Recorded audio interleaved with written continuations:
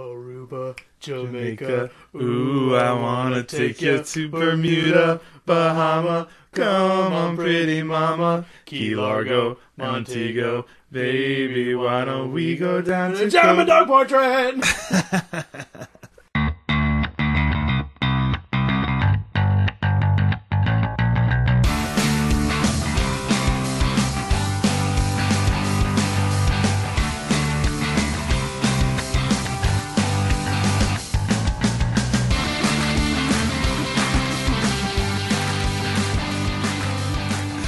Alright, welcome to the show, guys. Welcome to the show. Man, that song has been stuck in my head ever since it was introduced in that game we play. Oh, yeah. Yeah. No, like, it's one of those songs, that definitely, once you pick it up, once you start listening to it, I feel like you just want to keep listening to it, you know? It's a very calming song. Oh, it's a good song. I know some people that do, there's Ben Queller and Adam Green, these guys do a cover of it. Yeah? What's the cover? It's the cover of that song. They play the Kokomo Oh, they song. just do it like a It's a cover. It's a cover, yeah. Oh, I thought you meant like a parody. Yeah, it sounds the same. Yeah. You know what? It's really such a different song. I wonder if it's like on anyone's like top 100 list. Because it's already like received an award. I'm looking at the wiki page right now. Received a Golden Globe nomination for Best Original Song in a Motion Picture. And it's been included in a list of poorly received songs.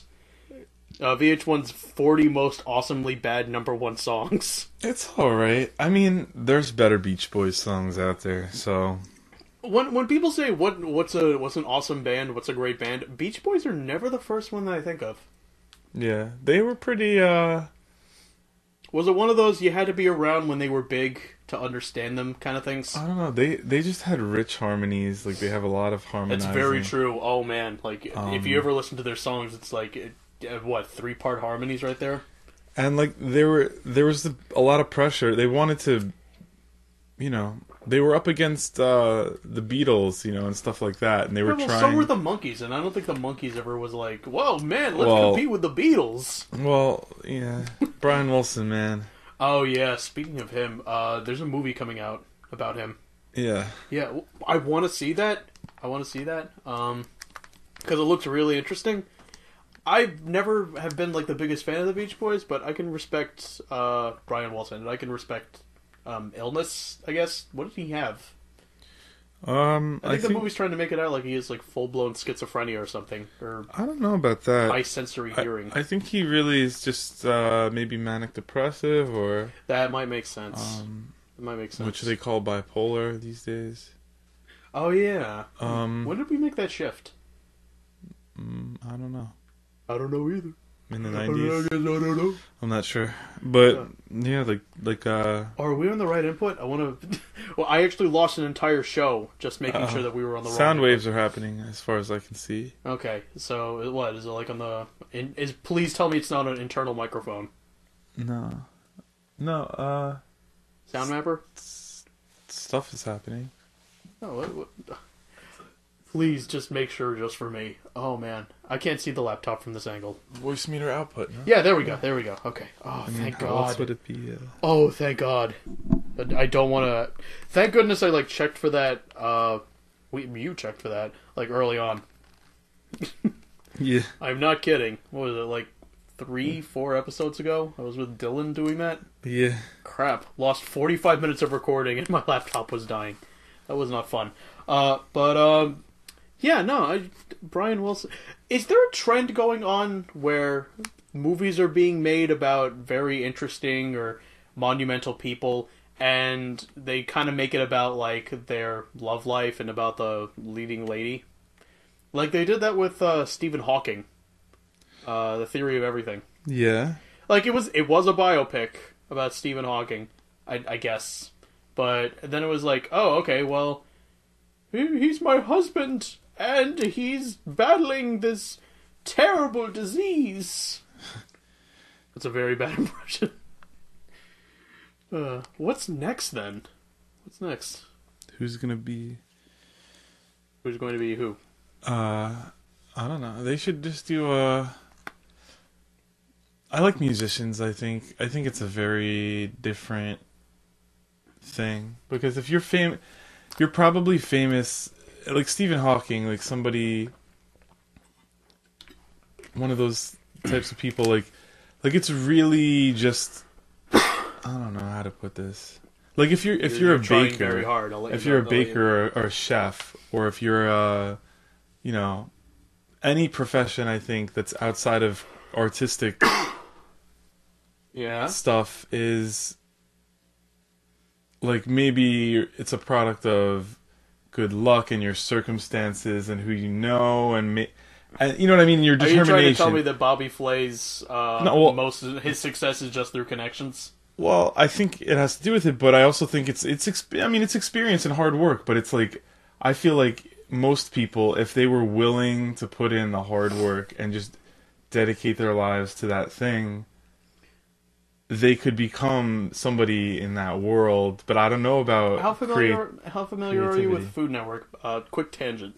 Yeah, Food Network I'm very familiar with. Yeah, well, I mean, I was joking about Bobby Flay before, but I think that is definitely the case with... Are you familiar with Alex Guardaschelli? No, I don't know. She's one of the... She's a frequent guest on some shows. She's a judge in other ones. And she's been on, like, numerous competitions on that network. Yeah. And, like, she's not great. I mean, like, she's very mediocre. Yeah. And I see her in, like, those annoying pecan commercials. Mm. But regardless, it's like, that... If there's anyone that has been blatantly pushed to be a face of a network or a product, it's her.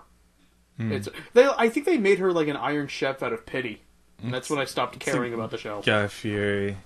Oh, Guy Fieri. Oh, yeah. Okay, yeah. He's definitely up there for the face of Food Network. I mean, he just Alex won. Alex is the forced one, and I don't think anyone's taking it. Guy Fieri just won Food Network. He won the competition, so they had to give him some deals and stuff. You know? All right, you won. Just stop. We'll give you whatever the hell you want. I want 5 solid hours of diners, drive-ins, and dives. And I want you to drive me cross-country to all of these restaurants. And I'm going to eat everything.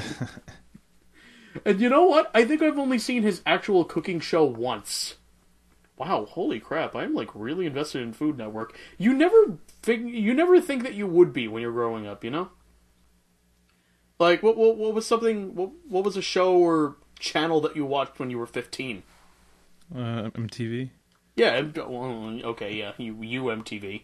I think I watched, like, Cartoon Network and Comedy Central. Like, Cartoon Network for, like, a solid 15 years, ever since I, like, figured out what television was. And then Comedy Central just is kind of like, I guess nothing else is on. Yeah, I mean, Adult Swim was a thing when I was 15, Well, yeah, there was like Toonami, right? Yeah, Toonami was the thing. MTV had a lot more better shows, and so did I missed the whole Dragon Ball Z craze. I'm not into that. Yeah, that did not hit me as people are fans of this thing until I got to college. They were like, "Oh my god, do you remember that episode of Dragon Ball Z?" Wait, what? No. People watched that? I thought people just made fun of it. I don't know. And then I remember I had this neighbor, the walls were paper thin in one of the buildings I was living in, and he watched Dragon Ball Z every fucking night, like, catching up. Yeah. Yeah. I try to watch a lot of anime doesn't appeal to me. I just like, I mean, not a lot. Like, there's things that here and there that are cool, but I'll try to watch like the series, and it's like, yeah, I don't know. I get you. Not into it. Actually, I wasn't even thinking about this when I was coming into this. Yeah. A week or two ago, I actually like followed up on your suggestion. That one wayward suggestion that you told us once when I was at work. Corpse Party. Yeah. I finally watched the whole thing, and for those of you that are not familiar with it, it's basically a bunch of what high school students, I guess. Yeah. It was based off of a game. High school students end up doing like a cursed charm, and they go to like a parallel dimension, I guess. And it's like a haunted school, and there's gore and blood, and people get cut open, and it's like shocking gore when you first look at it, but then afterwards you're like, oh, you're like rooting for them. You're rooting for some of them to get out, and there's like, oh, well, he's fucking psycho. He's gonna get cut in the head. Yeah. He's gonna get killed with an axe. It's horror movies are like this, where there's entertainment because there's a party of people, and you understand that things are going to happen in the group, but you have your favorites, and you have people that, Yeah, no, I get what's going to happen. They do something that's either morally wrong or they're Well, it's weird to dangerous. me because I never imagined like anime or cartoons like actually taking on a scary vibe. Like, I'm sure they do it as like some sort of like joke or like, oh, there's genuine fear in this, but yeah. it's still like these giant-eyed, pale-skinned people who are like laughing and full of hope, and oh, their guts are in a bucket. This guy gets smashed into a fucking wall. Okay. It's only recently that in America that like cartoons have been seen as something for adults, and even now 99% of that is like it's comedy. You know what I mean? It still has to be funny, and yeah, there's like wince-worthy stuff. It can be dark like comedy, but I'm not even talking about like humor. cringing. I'm talking about like wincing. Like I remember someone showed me this it's not scene. the same in Japan. Yeah, no, someone showed me the scene from SpongeBob of all things, where like I think Squidward was it? His like toenail was getting like peeled off. Yeah. And I'm like, Jesus Christ, they show this to kids? That reminds me of like Ren and Stimpy. Oh yeah, Ren and Stimpy was like ahead of its time for that. Like gross out factor. But yeah. But like not usually. Although then again, like when I finally finished watching Corpse Party, which holy crap, I can't believe I watched all 4. What was it, like hour-long episodes? Oh yeah. Yeah, I can't believe I watched all 4 of them. That's like scratching the surface on how terrible people can do with that kind of art. Mm. Apparently, there's like a whole community of people that like it's like mutilation. I mean, that was more of a pop. Yeah, it's like popular. I'm gonna hate myself for looking this up right now. I'm gonna like pull this up on my phone. People tell you all the time not to look at it. Let's see. It's like a Guro. That's it. Guro. And first Google image results. First Google result that I see is this guy licking someone's eyeball after he has clawed off her face. Yeah. Yeah. The soldier, right? Yeah, this. Yeah, I know that picture. Wait a second. I'm not even looking. Not even have to describe it. By the way, I'm not looking at Dean's phone. Jesus Christ!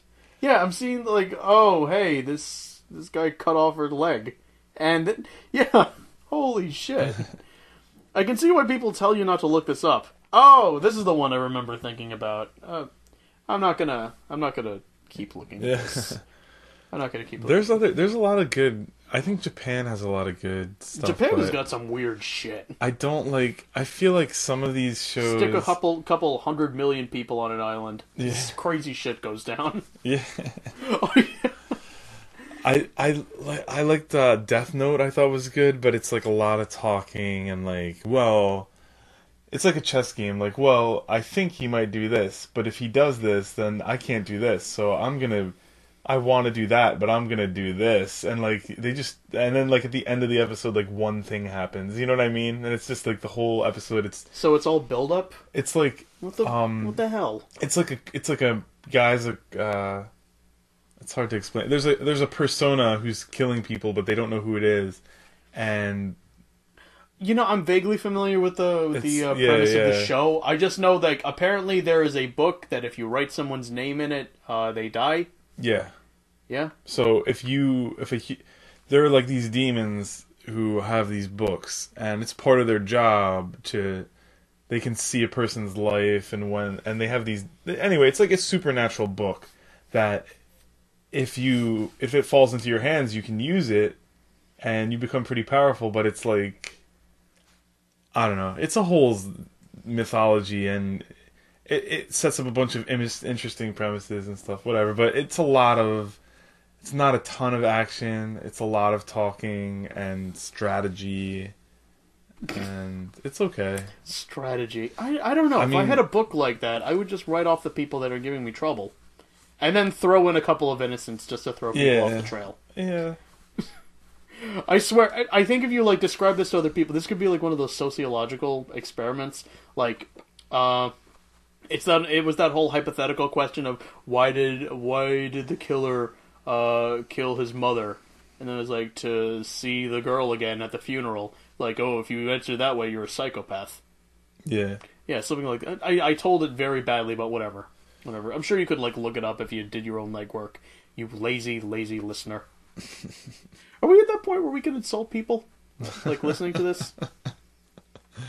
Cut your hair, you friggin' hippie. Not you. You got beautiful hair. Yeah. I think I had hair that traps sweat. Seriously, no. I'll explain. Yesterday, I was running to catch the train. I slept in an hour normally that I usually do, and I like took a shower and tried to catch a later train. And when I got to the station, like it was like 2 minutes before the train was going to depart. So I bolted. I bolted to the platform, up the stairs, across the platform, down the stairs, and I just got in just as the doors were closing. And it might be the fact that I'm ridiculously out of shape and, you know, fat, but no, I'll be upfront about that. I'm fat. But I could not stop sweating for like a solid 30 minutes after 2 minutes of dashing. That's not good. No, you should... I should probably run more often. Do some stuff, yeah, man. It's the time of year. But, like, it's not even... my heart was regular. I didn't feel warm at all. But ever since that point, I just kept wiping sweat off my brow and off my hair. And I'm like, this can't still be happening. I'm like, why the hell am I still wiping moisture away from my head? Wasn't sweating anywhere else except for my back, and that's another hair situation.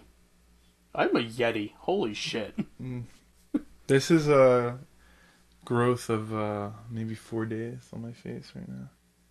Oh my god, you are still baby-faced. Yeah. Christ.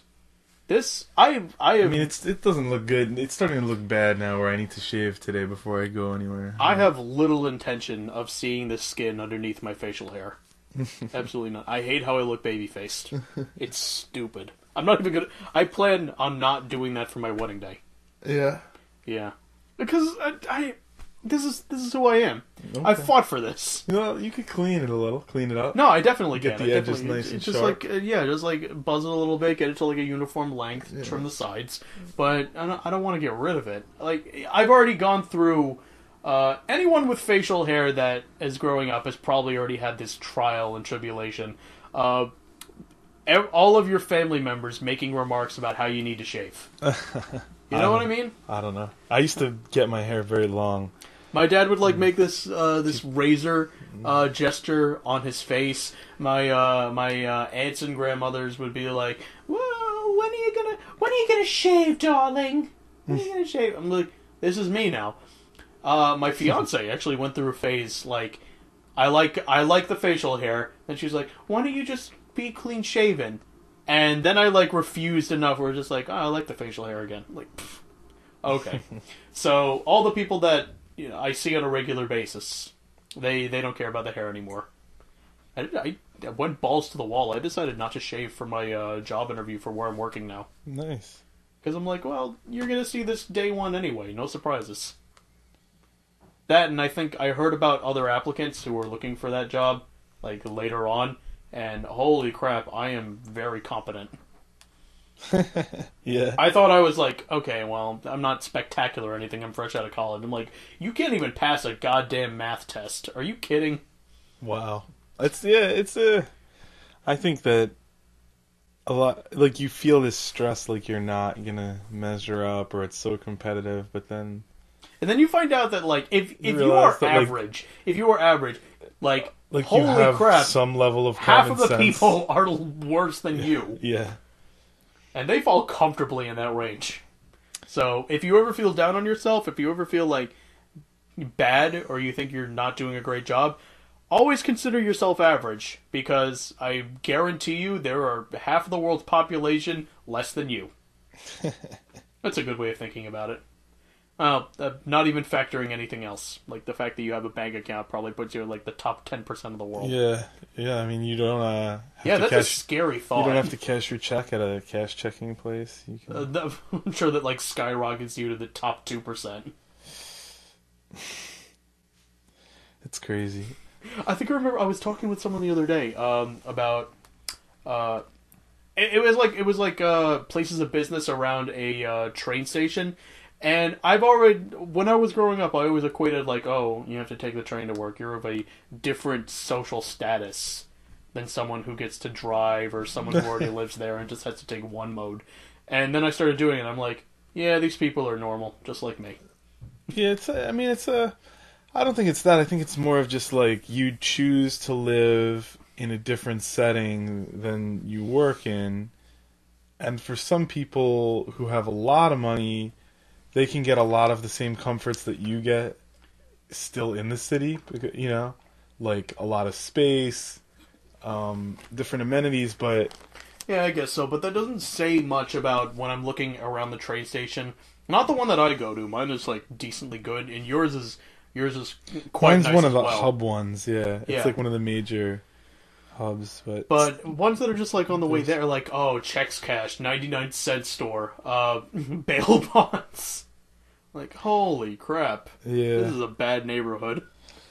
There's always these alcoholics who just sit in the train lobby, and they're there every night, and they're, like, 45.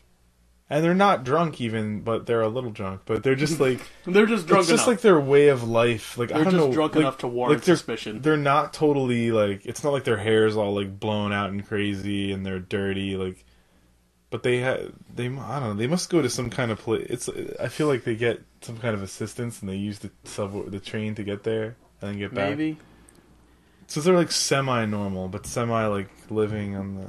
Yeah, well, irresponsibly. I mean, I can't fault them. But since it's been getting warmer out, I think there's been more crazies going around. You know what I mean? This actually happened to me yesterday, coming back from work. I know we've already had our stories of people coming onto trains and subway cars and begging. This guy pops on to the car that I am in, like the head of the train, or no, the back of the train. And he's like this athletic black guy. Okay. And he starts, like... I assume, like, at first he's on, like, the phone and he just doesn't have, like, volume control. But then I realize he's talking to all of us and he's, like, proselytizing. Oh, yeah. So he's like, how many of y'all on your phones? 75%, I bet. And he's like clean looking. He's got tattoos. Like, no one's going to argue with him because if you have the balls to talk to everyone on a subway train that already hate you for doing so, if you stand up to him, he's gonna knock you the hell out. Like, he doesn't care at that point. But then he starts talking about how, like, yo, you think we evolved from monkeys? Yeah, I bet that's what you think about black people. I'm like, oh my, I don't want to be here anymore. And I know if I stand up and leave and go to, like, the next car, I'm sure he'll, like, say something about me, and I really did not want to provoke that. Oh, man. Ugh. Thankfully, like, other people on the train, especially, like, this Marine-looking guy, muscular guy, tattoos, genuinely nice guy, like, forced him out 2 stops later, and he starts fighting them. I'm like, oh, I knew this was going to happen. Absolutely knew it. But I think the funniest thing about all of this, and I tried so hard to phrase this so that it would go into a Facebook post, but I just ended up not.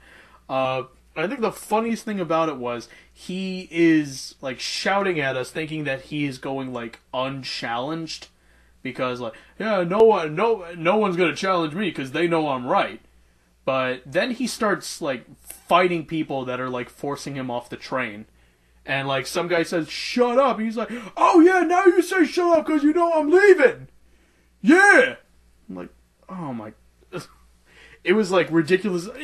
I never thought of myself as like one of those timid guys that just like avoids conflict, but I think like 5 minutes after he left and we were like leaving, I still felt like nervous. Yeah, and that does not bode well. That's not a trait that you want to have. I don't want to like start conflict or anything. I'd rather just kind of like resolve it. Otherwise, especially since you know this guy can't be reasoned with. But to think that he actually left such a remark that I'm like shell shocked afterwards. Yeah. Like, man, I am spineless.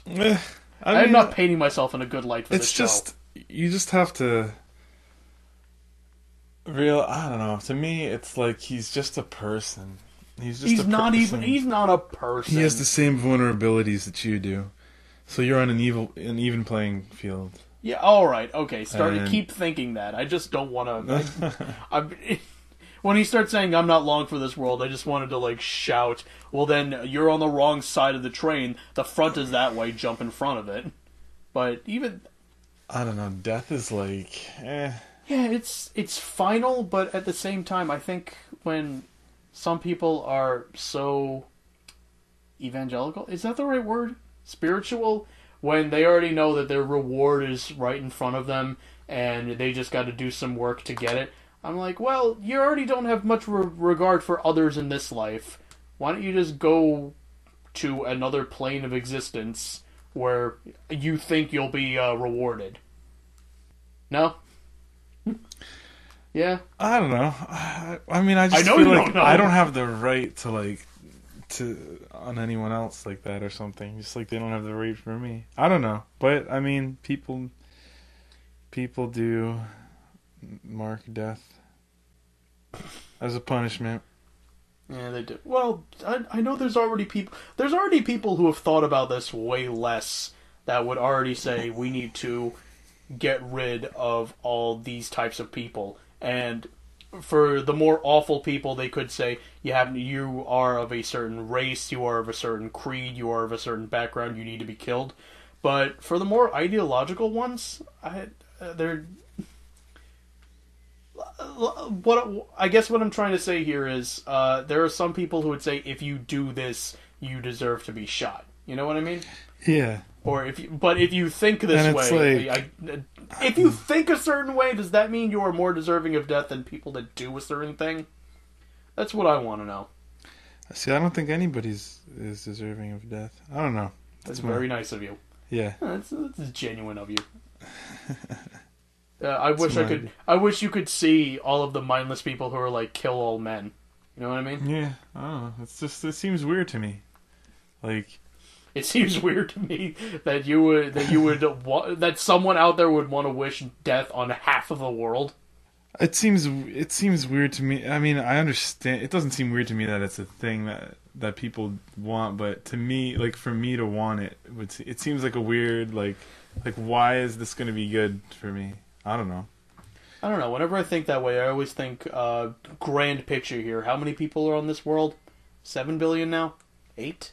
Are we at 8 billion yet? Why am I asking as if you would be the authority on that? I don't know. I don't think we're at 8 billion. I think we're at 7 point something billion. Okay, so there's 7 billion people in this world. And I think the value that an individual has, like, intrinsically, without even factoring what they do or how many people they know, it's pretty damn low. Like, if you were a minuscule percentage of the world... It kind of scares me sometimes how disposable we are. You know what I mean? Yeah. Yeah. Like if I quit my job tomorrow, they'll find someone else within a few weeks. If I think that's kind of it. That's really the biggest impact that I have on everyone else.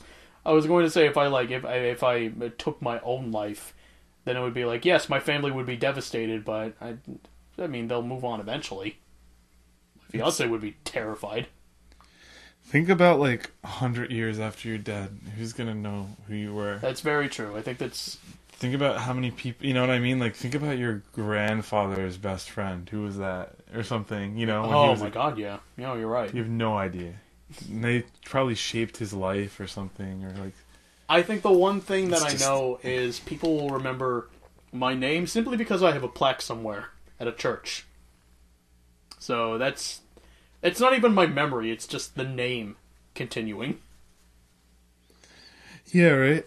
It's like barely it's like think about all the things that you stressed out about in your life, and like it boils down to your name on a stone somewhere, and somebody reads it and they have it implies nothing to them, really. Yeah, no, it's like nothing. I remember it being put once that you're truly dead when the memory of you is gone. Yeah.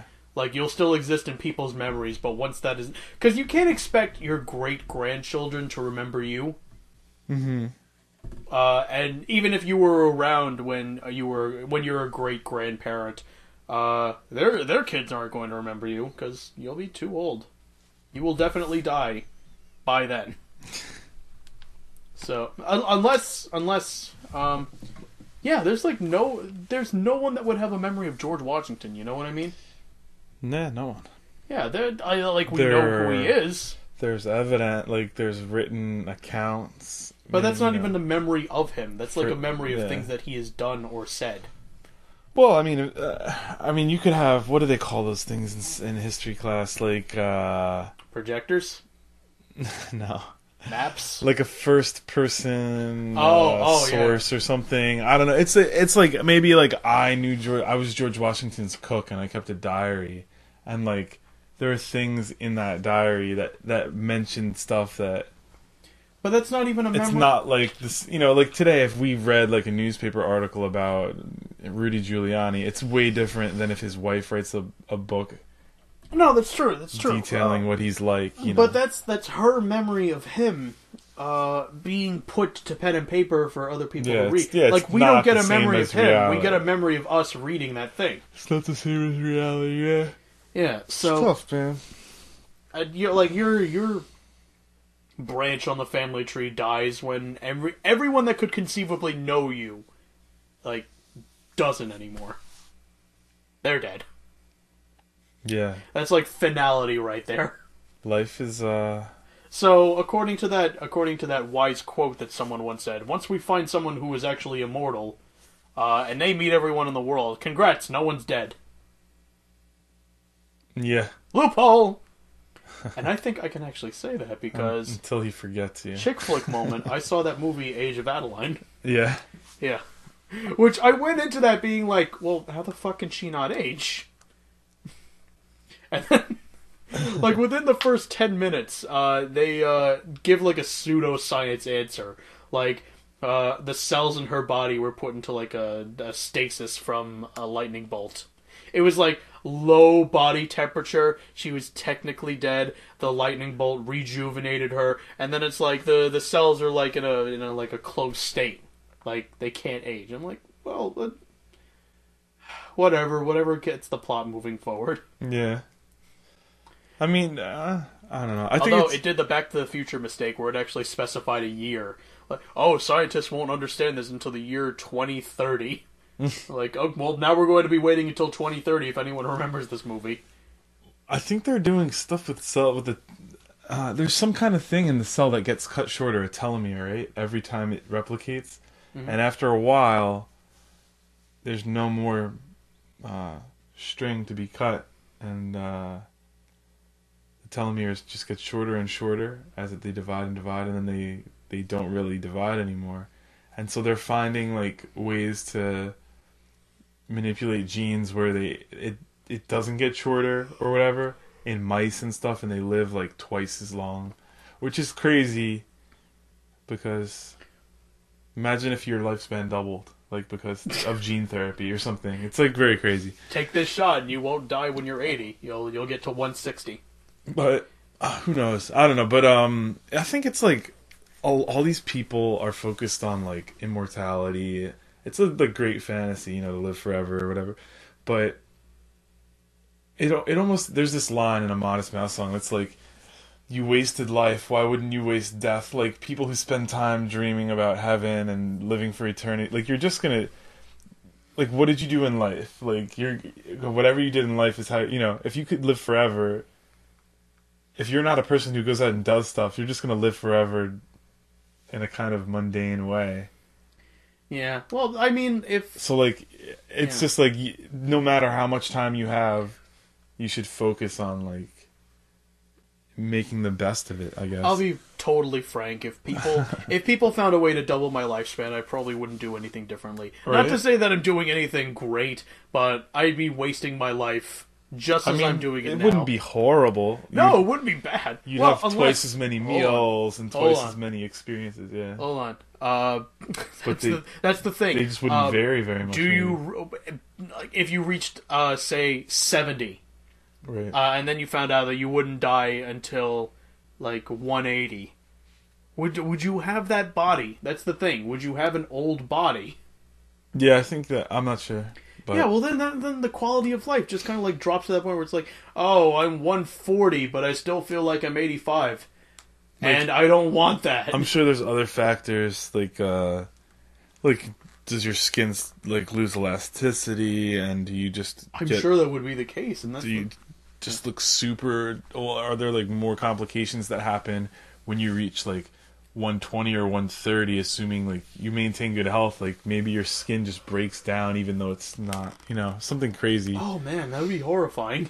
But not as horrifying as that girl thing I saw before. Well, still horrifying. There's like a be careful what you wish for Greek myth where they wish for eternal life, but they don't wish, for eternal youth. Yeah, so they end up being a liquefied mass in a vase, in like a Greek urn or something in a vase. Oh, that's terrible. Because they're just so old. Yeah. That would be a way that a genie dicks you over. Yeah, and you can't die. You're just living forever. Oh, that reminds me of a horror story. It was a sci-fi horror story written, I wouldn't say fairly recently, but like long enough ago, where it would be kind of lost a little bit unless people dug it up. It's called I Have No Mouth and I Must Scream.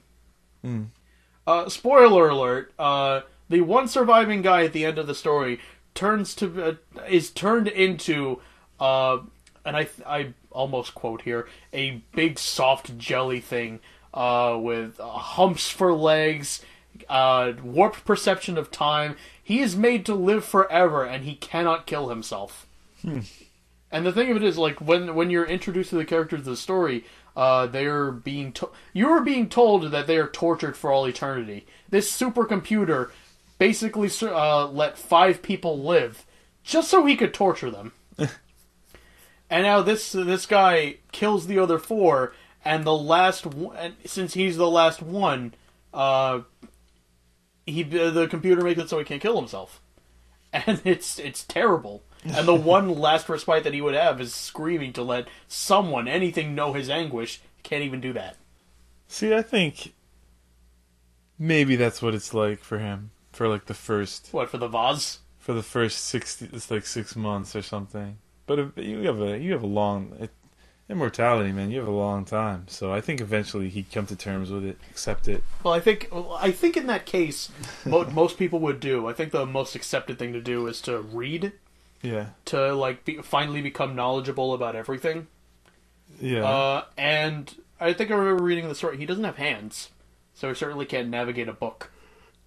There's that. And, plus the warped perception of time, so, like, a minute would seem like 1,000 years to him. So, maybe that's immortality? I guess so. I don't know.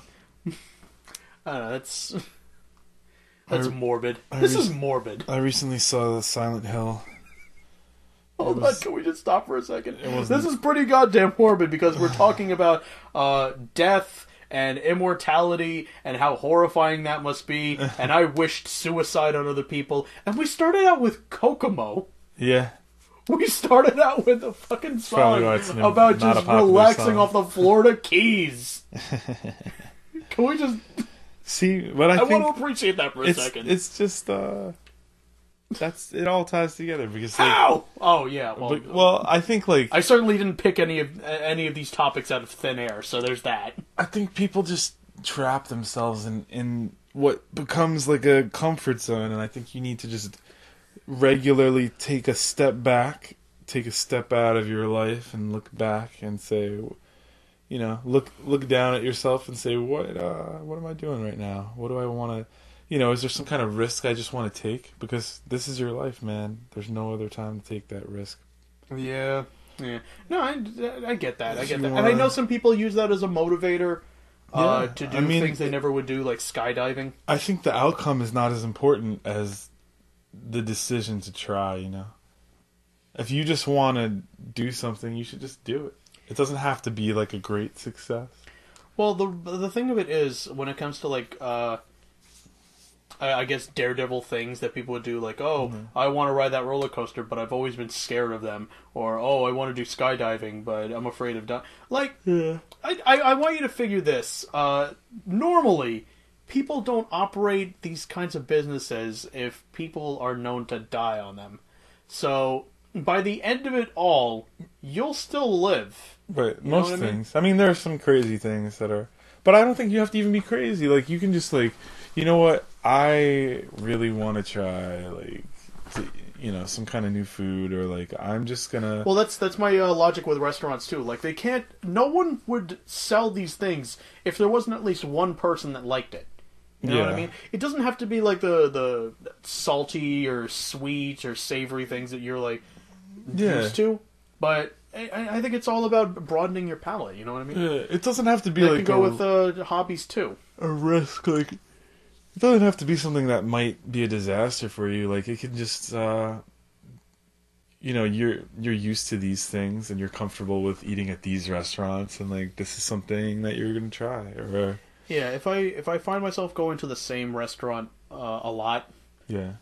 Then I'll start ordering different things and being like, well, I mean, I think once I get to the point where I've tried the entire menu, and even after they have specials and all of that, then it's like, I don't want to go there anymore. Or maybe I've already established a favorite that's like weird. Yeah. Yeah.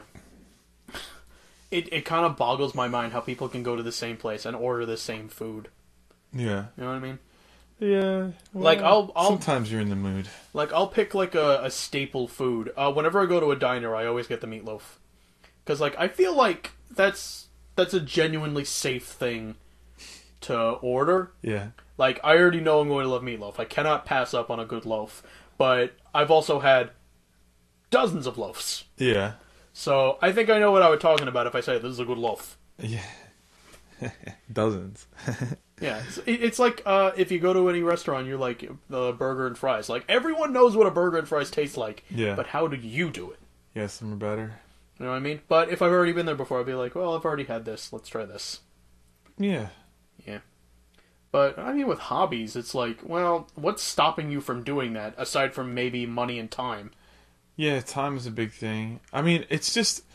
Money can be too, I guess, to some people if they fritter money away on. There's like the great example of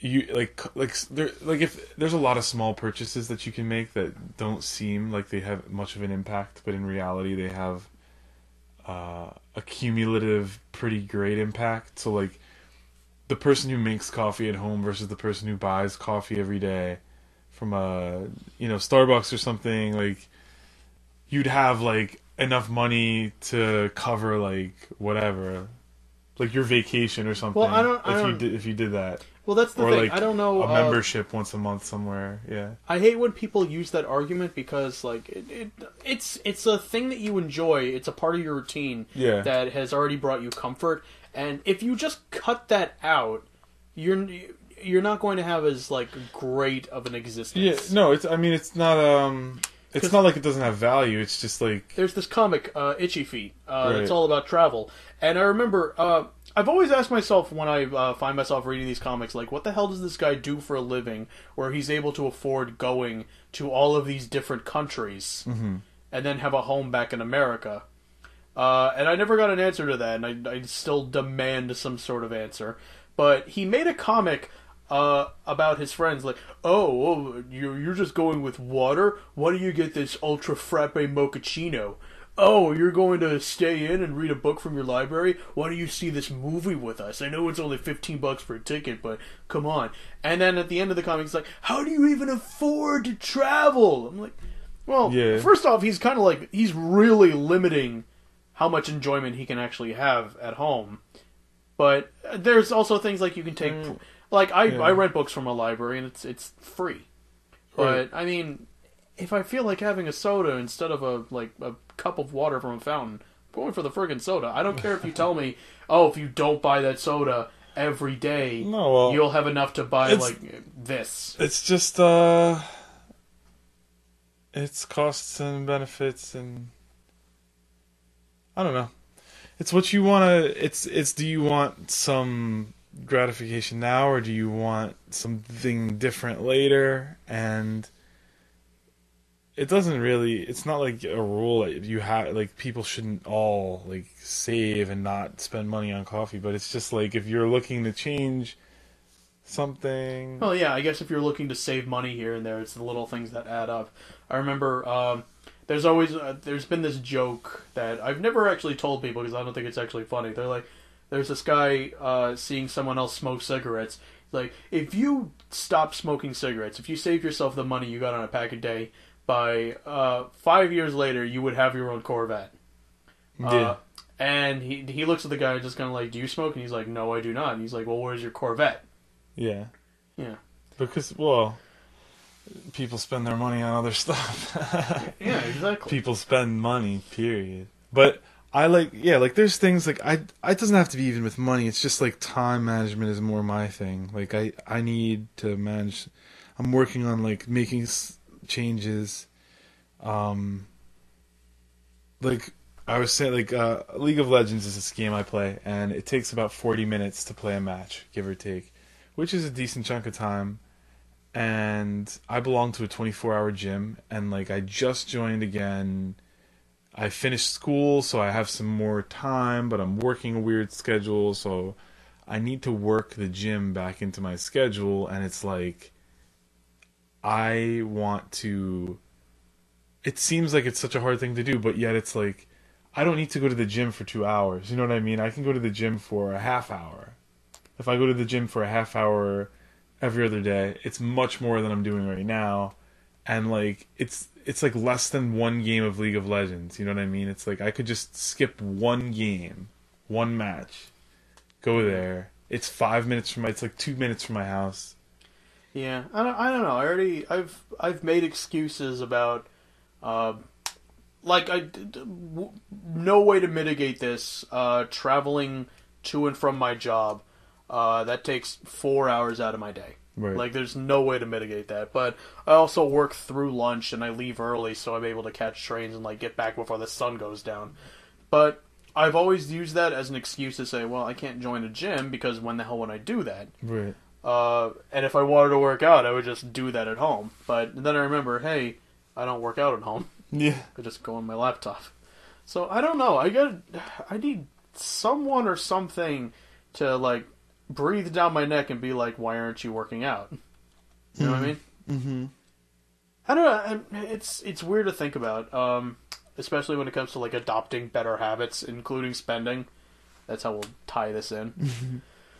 But I've been thinking about reading on the train. I haven't been reading. I want to do that, and I've actually started doing that a little more. But I also just sleep.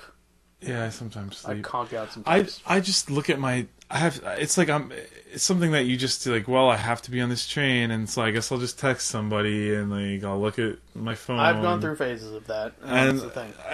That's the thing. Like, I'll look back at it, and I'll be like, I could have like gotten through some of these books I really want to read. Like that would be a good use of that time. Like I just have to sit somewhere. I don't have to look at where I'm going. Yeah. Okay. It started off when I started working, and I was taking the train. I'm like, well, I should probably do something. The first thing I did was I bought an audiobook. Right. Game of Thrones. Yeah. Stopped it. I don't think I got past like chapter 10. Yeah. Okay, so then audiobooks are tricky. They're deceptive they because you have to pay attention. Yeah, so you can't just like passively listen to it and expect to get it. So there was that. I think I ended up started sleeping for a while. Then I picked up another book, Good Omens by Terry Pratchett, and I started reading that. Haven't finished it yet. It's not because I don't have time. I just haven't really felt the need to finish it. And then it's been like on and off playing with a Game Boy emulator on my phone. And now I picked up another book from the library, Lolita. Yeah. Yeah, and now I've been reading that. I think if I like convince myself it's okay if I just read like a section or two on the train and eventually finish it, that's fine. At least I'm doing something. Yeah. Plus, it's not that bad of a story. Yeah, disturbing. It's a good book, but not bad of a story. Yeah, man. Yeah. So I think that's like I think it's just you're winning the battle if you're thinking about what, not just thinking about it, but taking small steps to, if you're aware that you want to change, you know what I mean, some things in your life. It's just I feel like it's never going to be like you're going to move all the furniture out of your house, so to speak. It's more like you're going to do little fix it up, things, and your life will slowly, gradually be different. I don't know. Yeah, no, that'll so get, that'll maybe get. We can ask people what their plans are. Maybe. I don't. Well, it's one of those things. This show has really been one of those things that I plug myself. Yeah. When I'm talking with people, and they're a little more receptive to that. I have no idea how many people I've like invited on Facebook have actually like listened to it. Mm-hmm. So there's that. But yeah, I mean, like last week, I think some people were talking about cremation. I'm like, well, on my show, I talked about how some people put dildos in. Yeah. Like, what? What do you? It's an actual thing. Yeah. I got, like the article to back it up. Okay, so you got a subreddit you want to plug? What subreddits do I like?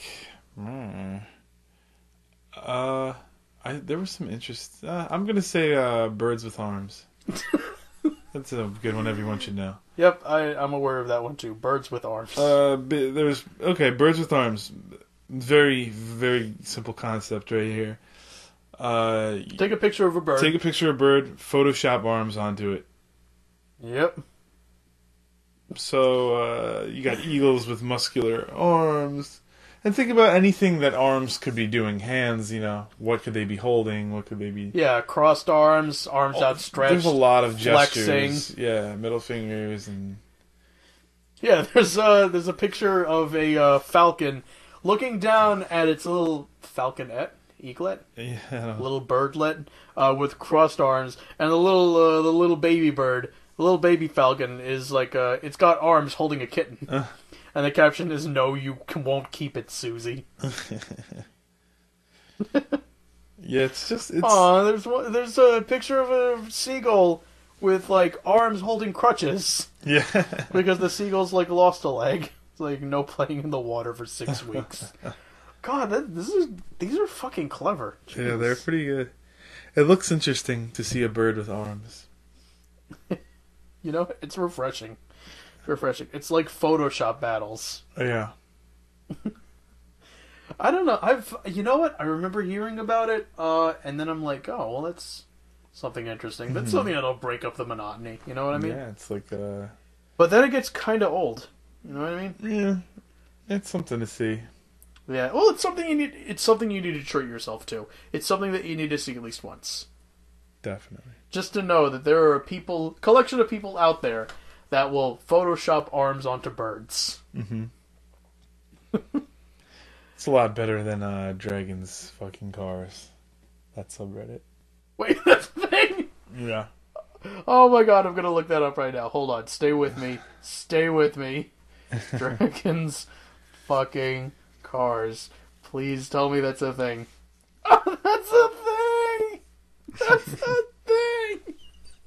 I'm looking at a picture of a dragon fucking a fire truck. Yeah, it's been around for some time. There's like so many. I'm sure there are tons of entries, people drawing and painting and. It's like become its own. God damn it! You fucking like made my weekend. People see the subreddit and then they contribute to it. Oh my god! Oh my! Wow! Look at that! It's a picture of a toy dragon fucking a toy car. Oh yeah, real life action figures. I'm subbing this, and you know what? The rest of you owe it to yourself. Look at Birds at Arms. Look at Dragons fucking cars. There's like a whole friggin' connection with these. The Draconian Network. Dragons fucking cars. Dragons fucking dragons. Cars fucking dragons. And imaginary dragons. Okay, alright, I can see that. Okay, you know what? I'm done. You done? Yes. Yeah, you done. I'm done. We all done. You guys do your thing. You guys continue on with your week. I'm gonna go do other things. I'm gonna play Crypt of the Necromancer. Yeah. Alright. Bye.